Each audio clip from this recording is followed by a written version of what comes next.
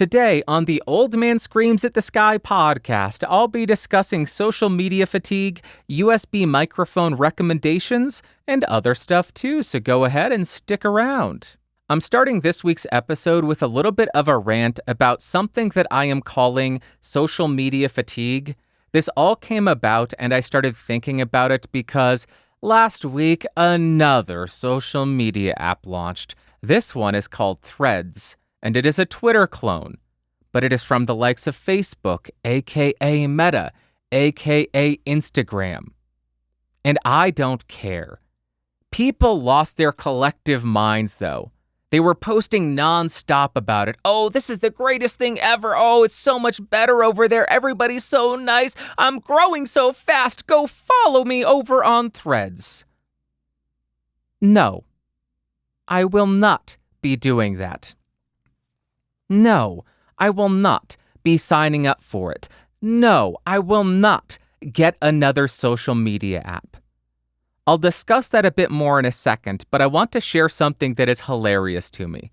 A lot of people, as soon as this was launched, jumped over to Threads or jumped over to the App Store, downloaded the app, and signed up. They may have used it for a couple of days and thought, hey, I'm bored, I'm done, I want to delete this now. I want to delete my Threads page. And what did they find? You are unable to delete your Threads profile unless you also delete your Instagram page. People did not look into it before signing up to Threads and associating that Threads profile with their Instagram page. So currently, there's no way to delete that Threads profile unless you also want to lose your Instagram account. And to me, that is hilarious. This is a very teachable moment. Do not tie your accounts together. Do not use Facebook to log into site X, Y, or Z, even if that is a possibility, because if you lose access to Facebook, now you've lost access to everything. If you sign up for Threads, create a completely new account, because if you want to delete it, then you can. But if you've tied it to your Instagram page, now you got to delete that too. Maybe they'll fix that in the future, but as it stands, as of last I looked, the 8th of July, you can't delete your Threads profile unless you delete Instagram as well. And that is hilarious to me. But back to the social media fatigue topic, I have to ask some questions. How many apps or social media sites do we really need? How many of those sites that we have signed up for do we actually use? And what the heck are we doing with our lives that is so incredibly interesting that it justifies posting across 7 different apps, 8 different apps? Oh, here's my Facebook feed, here's my YouTube channel, my Twitter feed, my Clubhouse chat, my Mastodon server, my TikTok, my Instagram, my Threads. Why do we have all of these apps, all these feeds? What are we doing that is so important that we need to post it across 7, 8, 9, 10 different sites? I would argue nothing.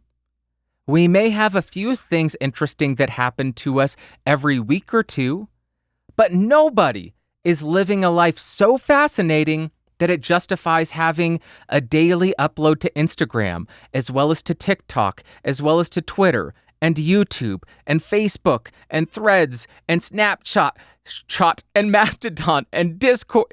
Nobody. Yet that is the world that we are creating. That is the world that people believe is real. I, for one, am sick of it. I am full on social media fatigue. I am sick of being a content creator and there being a new social media app every single month. Maybe that's a bit of an exaggeration, but every couple of months that you are expected to sign up for. No, I'm not going to do it. I have such little interesting going on in my life that I don't even upload to Twitter daily. I upload to YouTube twice a week, and that's pushing it. I do a personal thing, this podcast, once a week, a microphone review the other day. My Twitter, Whenever I have an interesting thought, which is very rare, I'll post. Look at my Instagram. I never post there. And that's about the extent of my social media. I am not interested in it. What value do these services add to our lives? Really, be honest. What value are we gaining from Facebook and Instagram and Twitter and TikTok and YouTube and Discord? Some of them do offer significant value to us, but let's be honest. What is the value? Are they improving our quality of life? Are they leaving us happier, more well-informed, more well-adjusted? Or is it just a time sink? Is it a value detractor from our lives? To me, maybe because I'm an old man curmudgeonly screaming at the sky, maybe to me, it is a value take. It is a negative impact on our lives. And perhaps there are people out there who say, I get tremendous value out of screaming at people on Twitter. I get tremendous value out of scrolling endlessly on Instagram and feeling terrible about my body. For me, no, I'm not interested. I'm over it. So I will take this moment to remind you, maybe just get your own website. Get your own website, a blog, and post there. If you want to set up these social media accounts, go for it. But I think you should always remind people, hey, I have my own website. That's where I post. That's where I aggregate stuff. That way, if these social media sites disappear, which they very likely might, everybody who follows you on those sites knows where to find you. So let me give you another reminder. BandrewScott.com. BandrewScott.com. BandrewScott.com is the website where I aggregate all of the content that I make. Whenever I post a podcast episode, a microphone review, a watch video, a Grimm's fairy tale reading, I post it there. Because I want somebody to be able to find the information, the content that they want from me, if they are so kind to want to watch it or listen to it. And it also protects me a little bit because I don't host it myself. It protects me a little bit from these social media sites going down. People know BandrewScott.com is a website. I also have BandrewSays.com, which I plug at the beginning of each episode of this show. Go there and you can find the postings of every single show. You can find the video version. You can find the show notes or podcastage.com. That is where I post every single mic review with high quality audio. It's unfortunately not lossless audio. I would love for it to be, but I don't have the bandwidth for that. The host that I use does not allow for wave in the audio player. So I'm stuck with 320 kilobits per second, 48 kilohertz M4A. Pretty darn good quality, and a lot better than the compressed YouTube version. So I am done with social media. I'm not going to shut down my social media accounts, but I'm not interested in signing up for another new service. There are too many as it is. I have my Mastodon server, I have my Twitter account, I have my Instagram account, and my YouTube account. Why is that not enough? Why does there need to be more? What value are these new services bringing? I don't know. So I am just going to sit on the sidelines and watch people lose their minds over it and then leave the services after a couple of months. You remember Clubhouse, right? That was the biggest app in the world. Everybody scrambled. Every single company scrambled to create a Clubhouse clone. How long did those clones last? How long did Clubhouse last? A couple of months. Maybe a year, maybe it's still up. I don't know. Nobody talks about it anymore. I don't know if anybody uses it anymore. But that was a flash in the pan. And I could have fallen trapped to that trend, fallen trapped to the hype, and spent hours upon hours upon hours on that app, on that social media site, on that voice chat service, trying to grow an audience. Hey, I also do mic reviews. I'm not interested. I am fatigued with all of this social media. I'm done with it.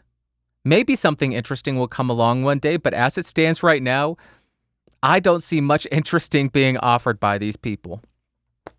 All right, that is it. I would love to hear from you what you think about this topic. Are you sick and tired of all the new social media apps? Or are you somebody like John Mayer, where you get excited by these new apps thinking, ooh, how can I creatively manipulate my content to fit this new app? What kind of new content distribution strategies can I make with TikTok, with Threads, with Instagram Reels, with YouTube Shorts? Is that you? Or are you like me, curmudgeonly old man? Get off my lawn with your new apps! Let me know. That is it. Let's jump to what you had to say. First comment comes from ToastBrot97. This whole comment to me just sounds like we don't know why certain videos perform and others don't. Nobody knows. But we're too stubborn to admit it, so we're just coming up with a random reason that it is probably just not true at all. A click-through rate of 10% is already on the upper end of the spectrum, and I don't think I have ever seen a number higher than 15% outside of the YouTube giants. So yeah, if you are one of the biggest players, this metric might be bad, but for everyone else, and especially small channels on the rise, this number is outstanding and should definitely gather some sort of attention if the metric was really all that meaningful. ToastBro T97, or is it ToastBrot97? Who knows? Thank you very much for the comment.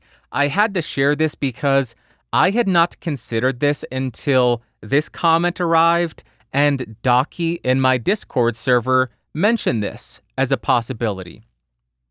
Hey, maybe YouTube doesn't know what goes into a successful video, so they're just dangling carrots in front of you to hopefully keep you off their case. That is an interesting idea. Maybe they don't understand it. I find that a bit hard to believe, but maybe you're right.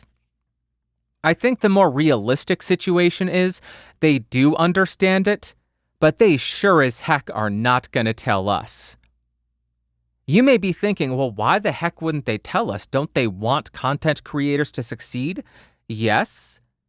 But as soon as they disclose what metric is most important, what does that do? That allows people to game that specific metric, to manipulate that specific metric. As soon as they would disclose that, that metric would become essentially useless, because it would no longer be a metric that indicates a viewer satisfaction, and it would then become a metric of who is manipulating the number the best. And I think that's the real situation.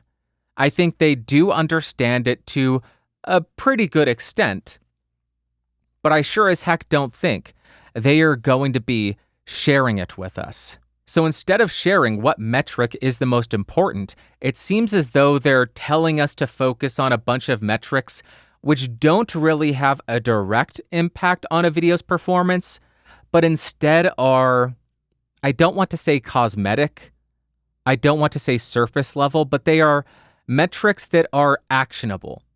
They are metrics that we can use to decipher how well a video is doing amongst our existing audience, new audience members, new viewers, unique viewers.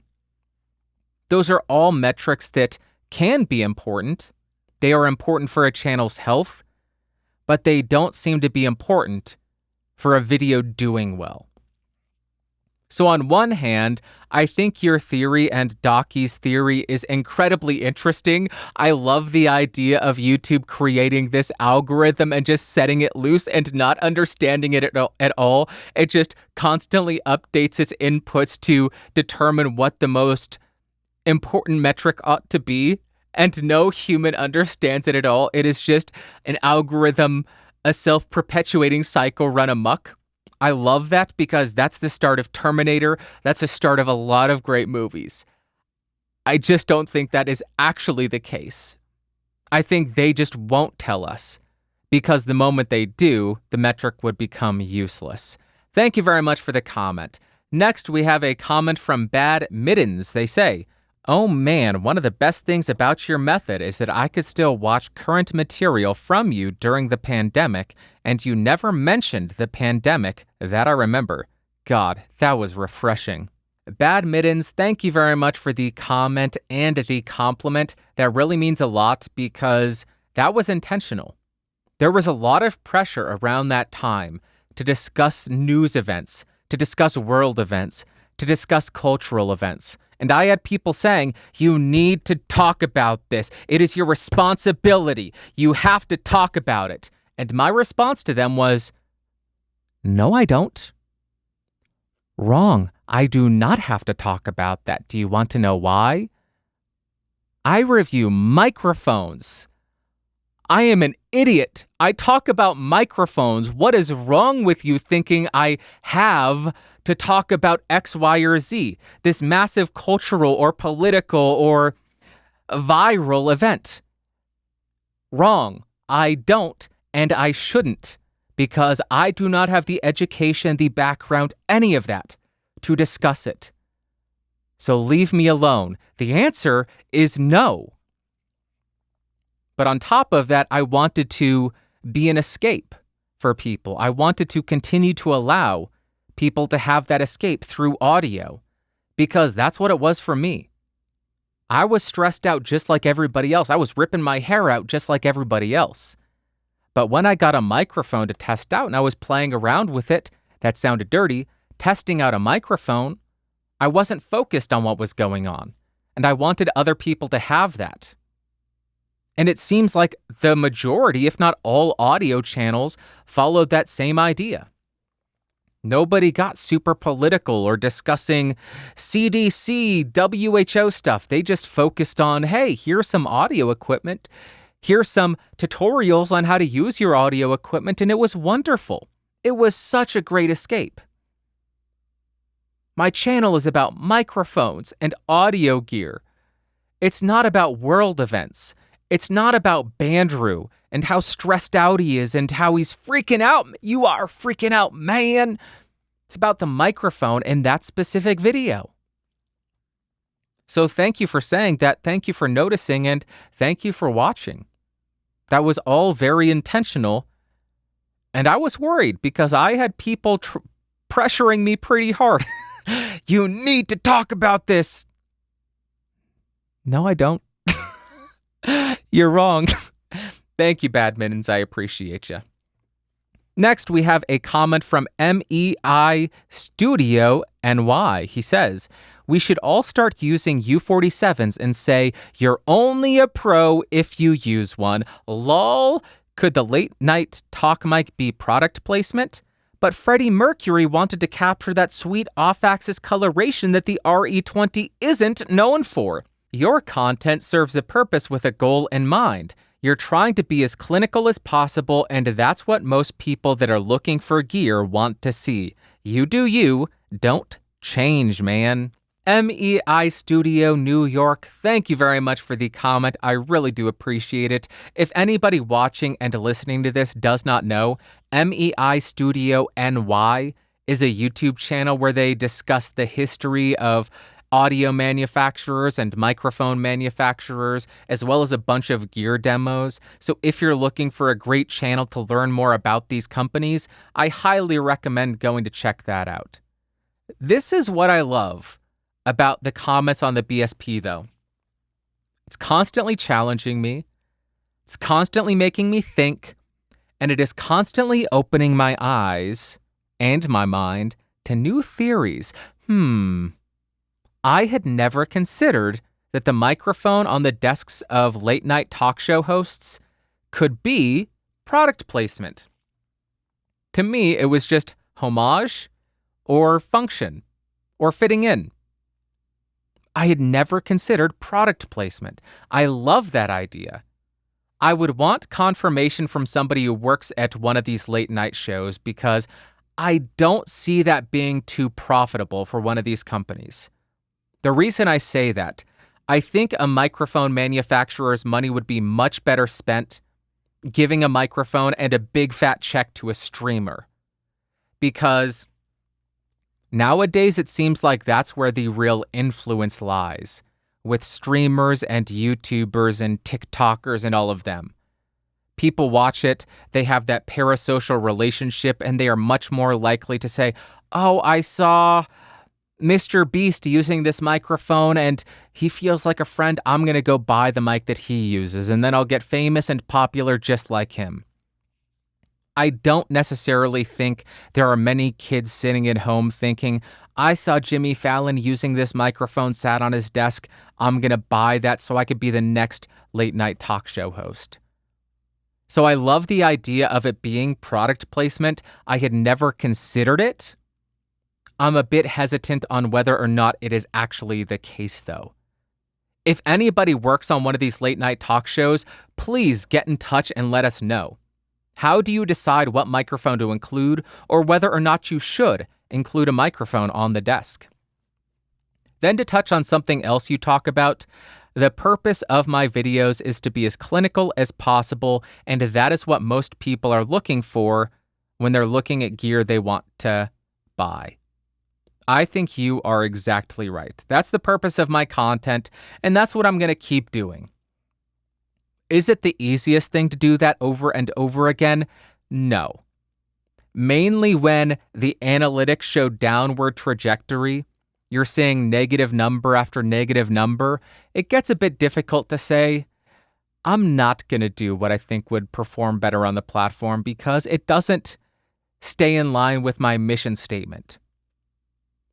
It's very difficult to do that, to fight the lizard brain saying, chase the algorithm, chase the dopamine, get those views, you need people to love you, go get more attention, go do it, change the topics, who cares? Give up on your mission. It's difficult because what YouTuber, what content creator says, yeah, I'm okay with those views going down. I'm okay with the channel that I spent nearly a decade on dying. I'm fine with that. But I realized something last year, or maybe it was 2 years ago, I have no idea. I realized that I am okay with a channel having a lifespan. Whatever the natural path of this channel is, I am fine with that. I refuse to chase performance to the point where it leads to me bastardizing what I set out to do. We've all seen that. A YouTube channel gets popular, they do something great, groundbreaking, and fun, or just interesting, and then when performance decreases, they get desperate, and they start doing more and more clickbait. I refuse to do that. When I came to that realization, I said, okay, when the channel slows down and maybe eventually it will disappear, I'm fine with that. Because this expectation, this thought process that there are YouTube channels that will last forever seems like insanity to me. Where else does that exist? Has there ever been a TV show, maybe outside Doctor Who, that lasts forever? No. TV shows have a lifespan. They run 8, 10, 15 years on the very long end, but most of them they last a couple of seasons, and then they shut down when their usefulness has run the course. I think that's the same thing with YouTube. YouTube channels come along, they serve their purpose, they do what they can, and then they move on. The world moves on, and they go about their lives. I came to terms with that, and I am perfectly fine with it. I will continue to produce the videos that I find helpful, and if the channel goes, cool. If the channel grows, amazing. It is what it is. It's the natural path. It's the lifespan of a YouTube channel. Thank you very much for the comment. Now we go to my favorite part of the show, the Ask Bandrew segment.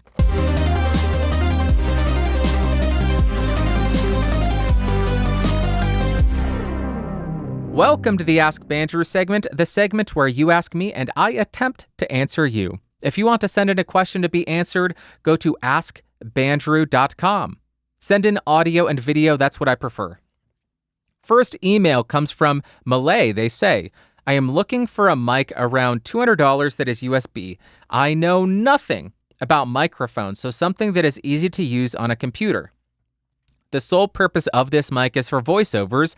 Do you have recommendations? If you have a link, I would love to use it. Thanks in advance for any help. Melee or Malay, thank you very much for the email. I really do appreciate it. It's quite hard for me to make any great suggestions because I don't know much about your environment or the purpose of your recordings. I don't know how close you'll be to the mic.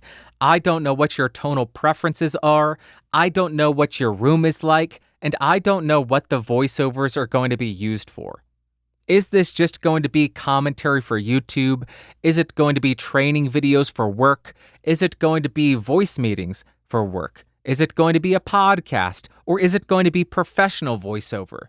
There are so many factors that I don't know that it's kind of difficult for me to give you any concrete, great suggestions. But I will give it a shot. I recorded some samples. Past Bandrew, take it away. Zhiggity-doo, diggity-doo, diggity-doo. We'll start with condenser microphones, and the first option that I have for you is more of the plug and play option. This is the ATR 2500X-USB from Audio-Technica.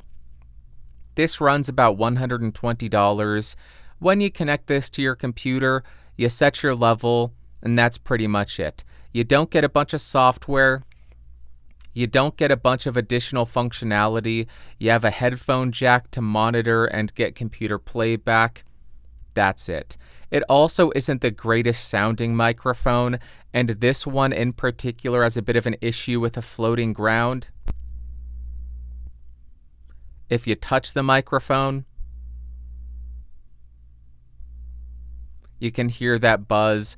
That may be a fault with this specific mic, but something to be aware of. That's just the plug and play option for you. The second recommendation that I have for you is the Rode NT USB Plus. This is kind of the intermediate step between the prior plug and play microphone and the more complicated microphone that I'll discuss in a second. This can function as a basic plug and play mic. But if you download Rode software, you have the ability to engage a high-pass filter at 75 or 150 hertz. You have a noise gate plugin. You have a compressor plugin. You have the Aural exciter. Listen to that top end. Crispy, crispy, crispy. You have the big bottom. Ooh, ah, ooh, ah, ah. What? I don't know what that was. But it gives you a little bit of additional functionality, but it's not super granular, not super complicated, and to my ears, this sounds quite a bit better than the Audio-Technica. So for about $50, $60 more, you're getting a bit of additional functionality and a better sound, but you're going to have to weigh if that is worth it for you for your applications. And the final condenser microphone that I'm recommending is the Elgato Wave 3. This is around $150, so $20 less than the NT USB Plus. And as far as the sound out of the box, I don't think it sounds as good as the Rode NT USB. But what you're gaining with this microphone is additional software functionality. The Wavelink software allows you to create an entire stream mix with a bunch of different sound sources. It has clip guard, so it has somewhat of a limiter. It has a high pass filter, gain lock, so software can't adjust your mic's gain. And then the big ticket item here is they rolled this out. You can add VST plugins. So if you have a bunch of VST plugins on your system, you can use them with this microphone in the Wavelink software and route that to your stream. So this is going to be more for the individual who wants all of the granular control of a bunch of different sound sources for a stream, or somebody who wants to use a bunch of VST plugins on their microphone in real time or near real time while they're recording or while they're streaming. That is where I think each of these microphones fit. You have the plug and play, the intermediate plug and play, but if you want a bit more complex, a bit more full-featured, and then you have the extremely full-featured microphone with the Elgato, just a few different options for you. Now, as far as USB dynamic microphone recommendations, the first one that I have for you is the Samson Q2U. This goes for between $60 and $70, so well within your budget. This is XLR and USB. It is a bit outdated. I think this came out 2015, maybe 2014 or 13. It is quite old, limited to 16-bit, 48 kilohertz. But as far as the sound, pretty decent. There's a reason the Q2U cult exists, because for the price, yes, it used to be cheaper, $40-50, but for the price, you're getting a pretty respectable sound. You don't have any kind of software, so you get no functionality that way. It is strictly plug and play, connect it, set your level, that's what you're getting. I haven't used the Rode PodMic USB enough to recommend it, but in my brief comparison to the AT2040 USB, I thought it sounded quite promising. It's $200, so right at the edge of your budget, and it gives you a lot of software functionality if that is important to you. So I just wanted to mention that. I haven't used it enough to recommend it. I don't know how it sounds long term, but just mentioning that because I'm sure somebody would say, hey, what about the Rode PodMic USB? That's why it is not actually recommended here. And the second dynamic mic that I'm recommending is the Shure MV7. This is another XLR and USB dynamic microphone. It costs about $250 currently, so it's $50 above the price point that you outlined. But what you're getting with this over the Q2U is, to my ears, a better sound, but more importantly, a lot more functionality via software. In the Shure Motive app, you can adjust your mic's gain, you can mute your microphone, you can do auto leveling, you can adjust the monitor mix between computer playback and zero latency monitoring. Then you have EQ, so you can engage a high-pass filter, a presence boost like this, or you can do a high-pass filter and presence boost, which I do not like. I like this microphone best in flat EQ. You have a limiter, so you should technically be unable to clip. I was still able to clip it, so it doesn't seem like the most effective limiter. And then you have compression, so you can have light compression, medium compression. You can start to hear a bit more noise, but you have that very good compressed sound, or heavy compression. If I was doing heavy compression, perhaps I would engage the presence boost to offset that low mid, just overpoweringness. Actually not, I kind of don't like that. But you can see, or you can hear rather, what kind of additional functionality you get for that $200, $190 more over the Q2U. There you go. Hopefully that was helpful in your decision to pick up a USB microphone for your voiceovers for whatever it is that you are doing. Okay, bye. Next, we have a video submission from Nico from France. Take it away, Nico. Always love to hear from you. Hi, Bandrew. It's Nico from France. Do you want to play a game? Welcome to Guess My Mic. I've got two mics, the Rode M2 and the AKG D5. I've recorded two samples, so can you guess which mic was used in each sample? Let's go. Can you guess my mic? Sample 1. My first mic has a lot of power in Austin, like Mike Myers. Sample 2. My second mic is a boost junkie, like Mike Delgaudio. So Bandrew, did you guess my mic? The second mic was on the right of the screen at the beginning of the video, but you were right. There's only a tiny difference between those two mics, and I can use either of these. The sound will be as good as possible. So thank you for all your advices, Bandrew. You're the best. See you, Bandrew. Nico from France, thank you very much for the video submission. Like always, I appreciate you. To answer the question, yeah, I was able to determine which microphone was which from the samples. What I was listening to was the top end. The AKG has a huge boost in the presence and treble region. It is very top focused. And I know that the Rode M2, which thank goodness I finally found, so I can actually include it in comparisons now, is more mid-forward. So I was listening for mid-forward sounds and extremely bright sounds. So microphone 1 to my ear sounded like the AKG D5, and the second microphone sounded like the Rode M2. Now I have switched over to the AKG D5 because now I am able to provide you this comparison, but I could have been completely wrong in identifying which microphone was which in your sample set. Also, I wasn't able to determine which microphone you were using to introduce the test because you held up the D5 and the M2, so it wasn't one of those unless you have multiples of them. So yes, I was able to identify which microphone was which in that A-B comparison, but that is why. This was a side-by-side A-B comparison, and you challenged me to identify it. The average listener is not going to be listening with that level of focus on the microphone. And most recordings that we put out are not A-B comparisons. Most of our recordings are using a single microphone to convey an idea, to convey a topic.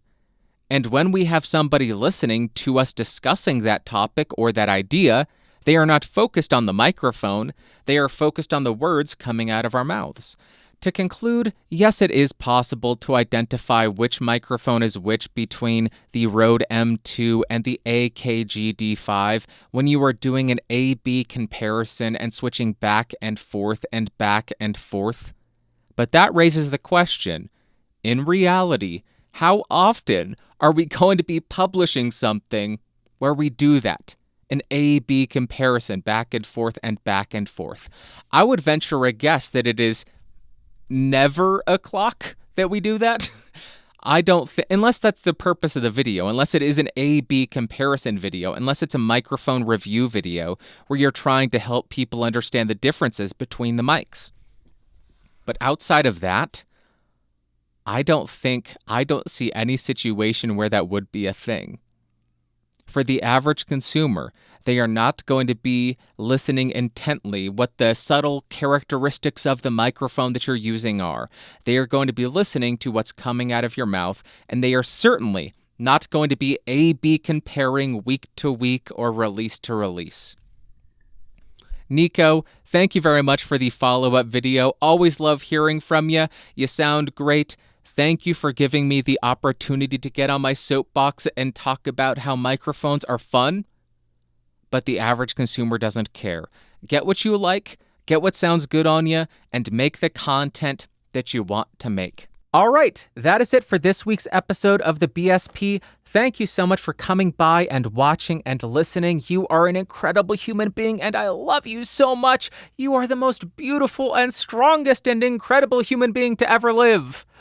All right. That was a bit much, wasn't it? A bit too much congratulations and praise laid upon you. I was laying it on a bit thick, I think. All right. I love you. I will talk to you next week. I hope you have an amazing Sunday, Monday, Tuesday, Wednesday, Thursday, Friday, Saturday. Next Sunday, I will talk at you. Bye-bye. Whoa. Whoa. Boop.